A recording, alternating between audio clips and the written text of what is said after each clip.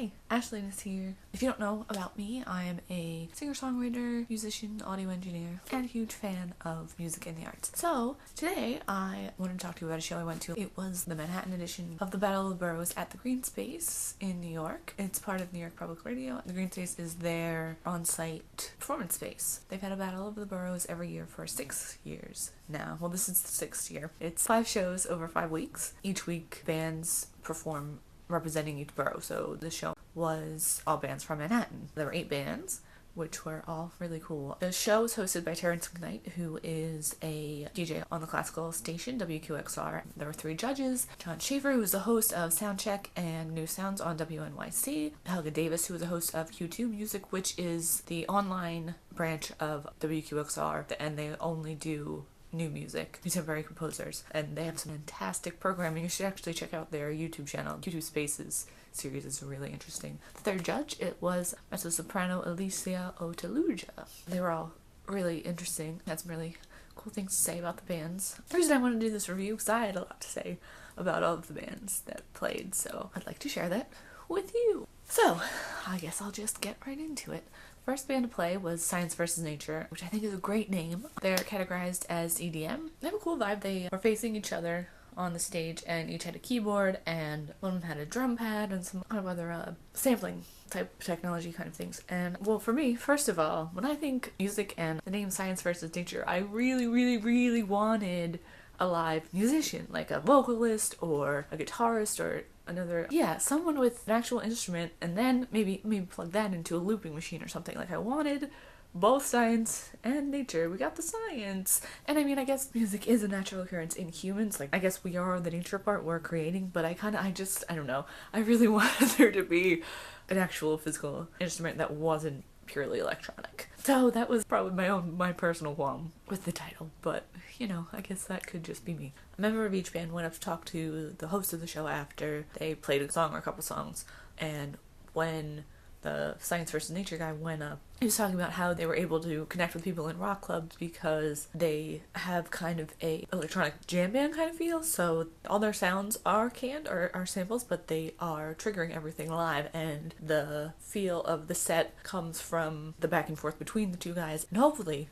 you know, with the audience. So it's an interesting thing. I personally am just not really into that unless I was going to a club to dance. So that's like, I don't know, the different environment for me. And they talked about that too, how the environment was different than maybe they're used to playing in. One of the things that John Schaefer said that I agreed with was that it might be better, at least in a space like the Greene Space, for them to face out toward the audience instead of facing each other, so that they could interact better with us, and I think that was a really good point. So yeah, that was Science vs. Nature. I'm gonna put links for all of the bands in the doobly-doo, so you can check them out. They're definitely all worth checking out. Band number 2 was Super Movies. They were very young. They were characterized on the Greene Space as indie rock, and they have like a 90s, early 2000s feel, somewhere between like a old school Radiohead and something corporate like pop punk kind of thing. A little bit closer to the indie rock than the punk side, but that's somewhere in between. They have some really cool ideas. They had interesting meter changes and things, but they weren't as precise as I would have liked, and that's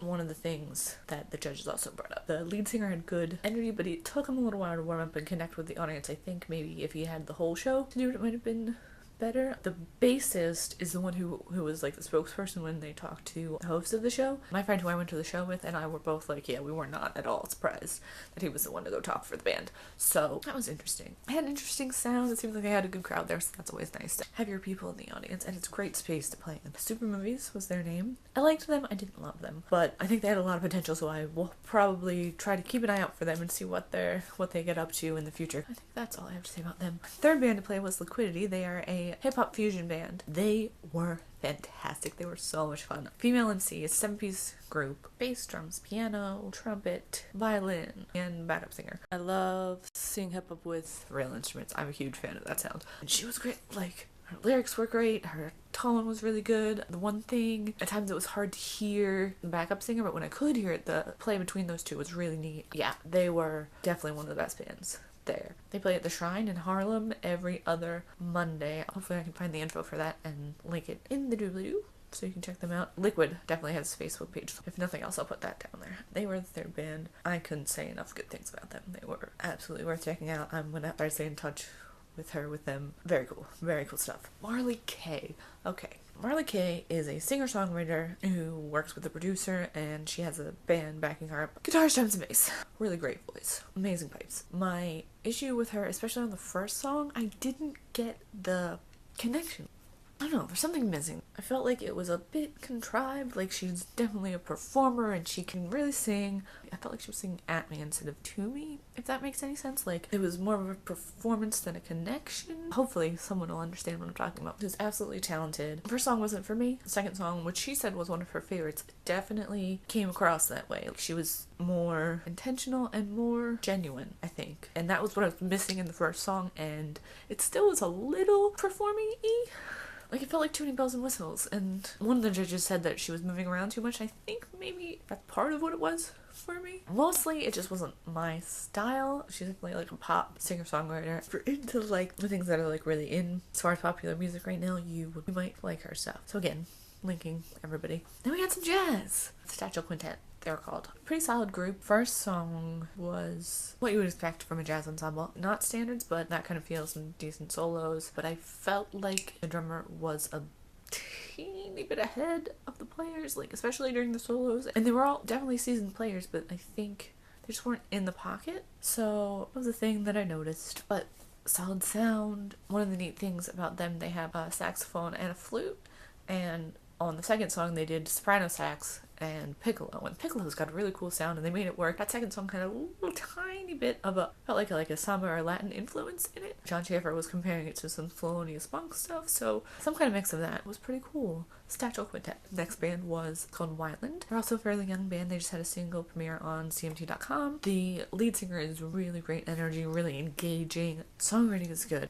I really enjoyed the songs. They're categorized alt-rock. They definitely have some like folk country influences, so it follows that they would be premiered on CMT.com. There were a little bit of technical difficulties with the upright. It was an electric upright bass, female upright bass player, and she was doing some harmonies and stuff. Definitely knew what she was doing as far as playing, but she could still stand some work on as far as her presence, her stage presence. One of the things, really easy fixes that we noticed was she was moving around like back and forth from the mic when she was singing and when she wasn't, and my friend pointed out it was distracting. One really easy fix for that is just to shift, like turn your body instead of like taking like 2 steps back. That was a distracting thing for me, like taking a couple steps back and like pulling yourself away from the audience, so that's not ideal. So even if she just like kind of like angled, you know, one way or the other, that would have probably gotten more of the effect that she wanted than what she was doing. So that's a little tidbit. She was talking to the host after the show, saying that she's classically trained and this is kind of a new thing for her. And I think she has great potential, and the band is already doing really good stuff. So I want to like super encourage her, because the female bassist thing is like so cool. So yes, Wyland is very cool. They have some good things going. I'm looking forward to seeing where they go. It's an exciting group. I hope they keep growing and keep doing all the cool stuff that they're doing. 2 more bands. Penultimate group, Gerardo Cantino and Los Habaneros. Took them about, I would say, a minute into the set to kind of like settle in to the groove and like be really there with us. Lots of instruments, some horns. There was a girl playing guitar and she was singing. The lead singer just was like, just a character. He was really getting everybody into it, dancing around. If you've ever seen Latin music, that energy is, I feel like, part of that whole thing. It was a pretty neat set. I really enjoyed it. And the last band, I cannot even tell you. So cool. Schaefer James is the singer-songwriter, I guess, brains behind this